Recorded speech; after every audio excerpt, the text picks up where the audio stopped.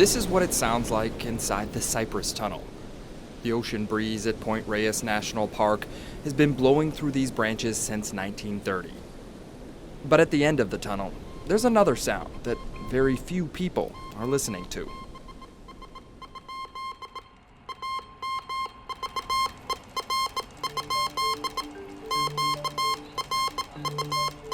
The last of the civilian Morse code ship-to-shore radio stations in the world, except for this poor, pitiful guy that we're hearing coming in. You hear that Morse code over there? He's in South Korea. We've been listening to him for 20 years. He's never gotten a call.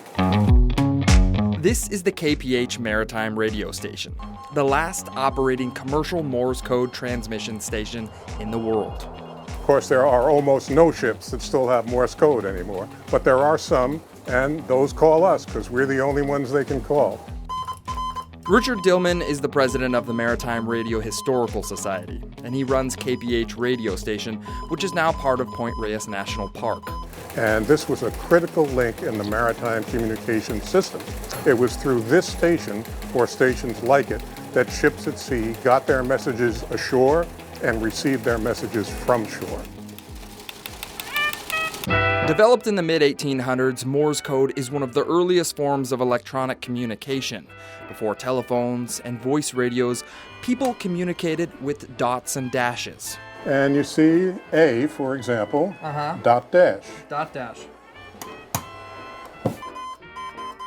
When early radio was developed, Morse code was the most reliable way to send a message to ships at sea or other countries. Hong Kong, Singapore, Sydney, all these wonderful places. Each city had a receiver like this tuned to it. Sending and receiving Morse code to ships was big business because these were important messages. It's not a call home to mom or a girlfriend.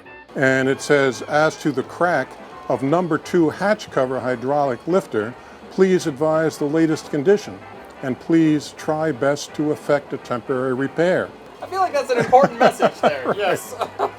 The KPH radio station was one of hundreds of Morse code stations all over the world fighting to communicate with ships. And to get that business, it required a big antenna. But during the glory days, this was a forest of antennas. You could not see the ocean from here. There were so many of them.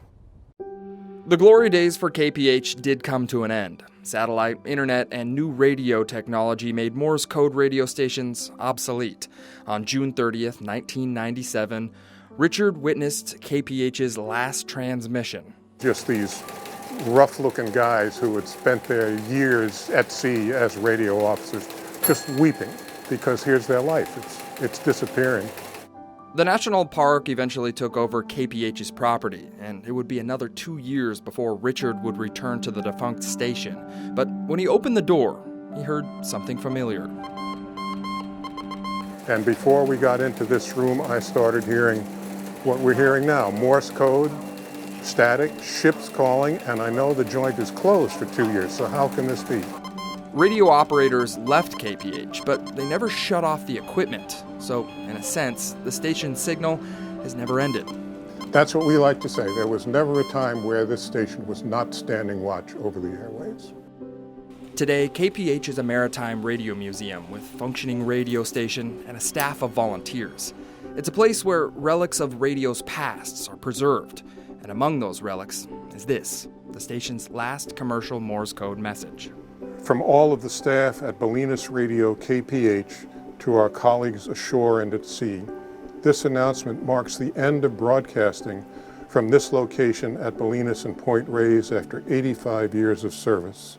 To the maritime community, we wish you fair winds and following seas.